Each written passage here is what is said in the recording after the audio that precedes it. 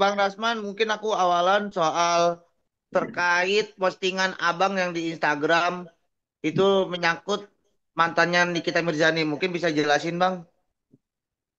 Begini, tentang Antonio De Dola itu, kita semua kan sudah tahu bahwa itu adalah mantan pacar atau mantan suami siri, saya nggak tahu ya.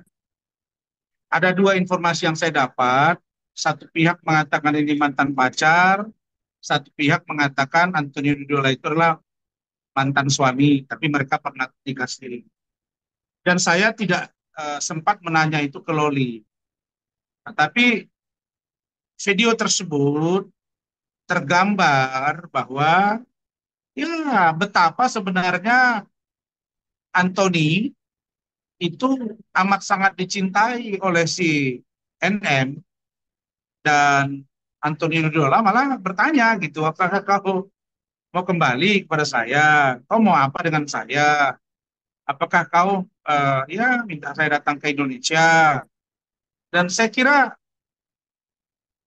eh, itu adalah sebuah cerminan bahwa saya hanya ambil garis pemikiran saya, dugaan saya, statement atau pernyataan dari Antonio Dola itu menggambarkan bahwa dia sudah ya bisa dikatakan enough gitu, selesai dengan NM. Dan tidak ada kelihatan dari situ dia akan datang, kemudian akan kembali dan saya hanya memperingatkan agar pacarnya sekarang ya si MG misalnya untuk juga ya kalau nanti ada sesuatu dengan NM ya bisa jadi nanti akan terjadi ada keributan dan lain-lain karena sesungguhnya kalau menurut Loli ya pribadi dari NM ini orangnya ya, kalau pada saat dia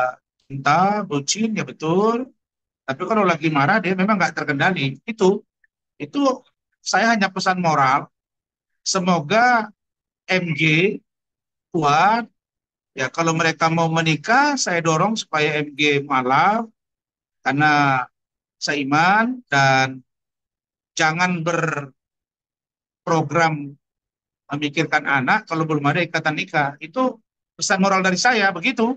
Itu udah lama, itu 2,5 tahun yang lalu. Dan itu sudah dihentikan.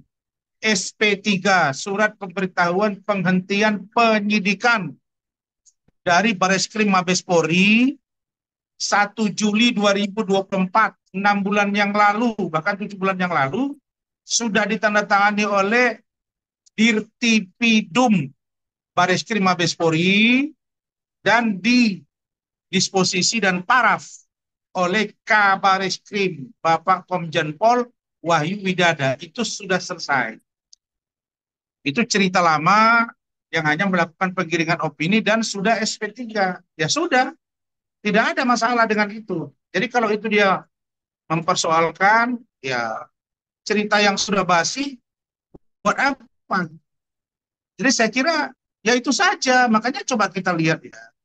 Apa sih sosok seorang NM gitu? NM ini kenapa kok berubah-berubah gitu? Kan kemarin katanya ntar kalau gua ngomong tentang Loli salah lagi.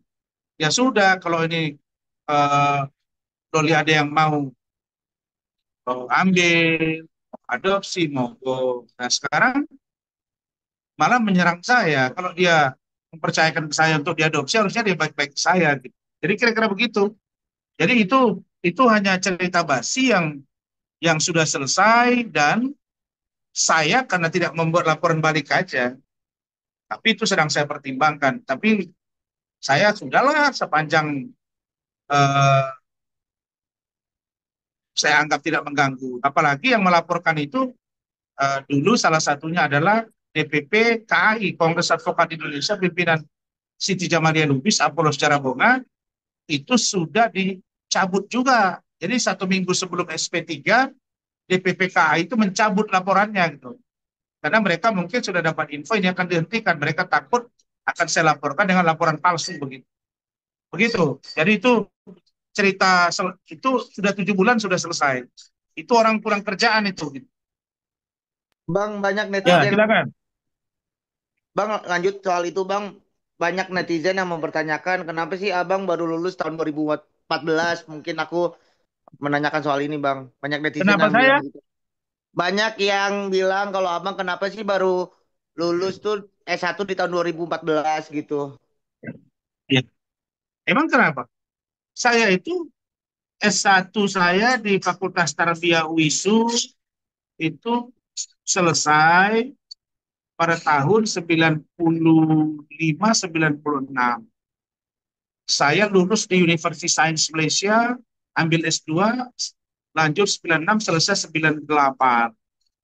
Lalu saya jadi anggota DPRD 2 periode.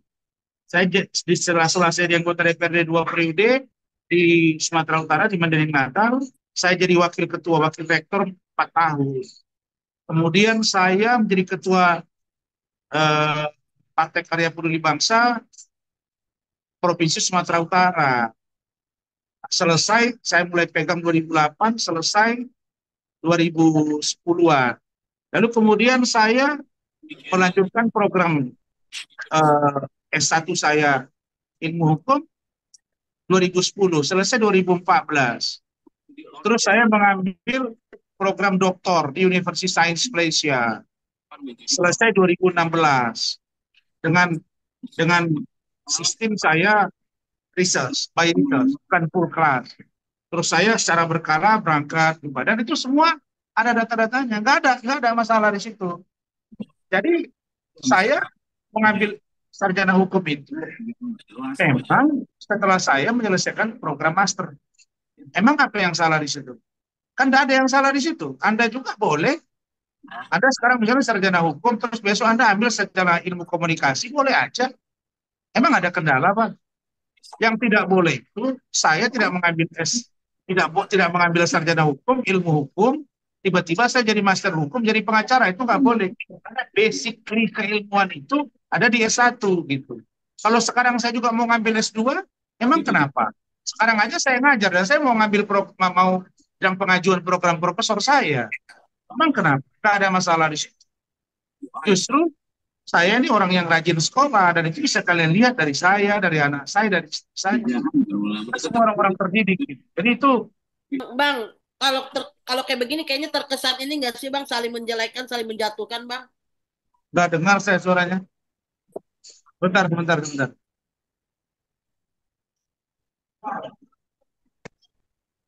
Bang, Ya, kalau seperti ini kayak jadi terkesan saling menjatuhkan nggak sih Bang? Tidak fokus dengan kasus yang sebenarnya gitu loh Bang. Iya, jujur aja, menurut saya ini Jaka Sembung bawa goblo, gak bawa golo, gak nyambung, lo gitu. Artinya persoalan kita kan persoalan loli, persoalan NM, persoalan Fadil. Kenapa pergi ke urusan ijazah palsu, urusan saya ngambil kuliah SH, kenapa saya duluan S2, terus kenapa jadi S1? Nah, ini orang-orang yang tidak berpendidikan dan tidak mengerti studi. Aneh aja gitu. Justru saya ini belajar ilmu dunia, ilmu akhirat. Dunianya saya ambil tarbiyah, akhiratnya dunia apa akhiratnya saya ambil tarbiyah, dunia saya ambil ilmu hukum. Memang apa yang salah di situ? Nggak ada. Tapi betul yang kamu bilang itu, Andri. Ini sudah bukan lagi pada persoalan substansi yang kasus yang sedang ditangani, tapi merambah ke ranah pribadi. Memang karena ketidaksiapan mereka bertempur dengan seorang Rasman dan apa yang mereka sampaikan itu basi. Itu cerita masa lalu yang sudah selesai. Nah, sekarang mungkin. Nah, saya memposting Antonio Dodola itu sebagai sebuah pemikiran yang konstruktif menurut saya untuk nanti MG pacarnya NM sekarang, ya udah berhati-hati aja.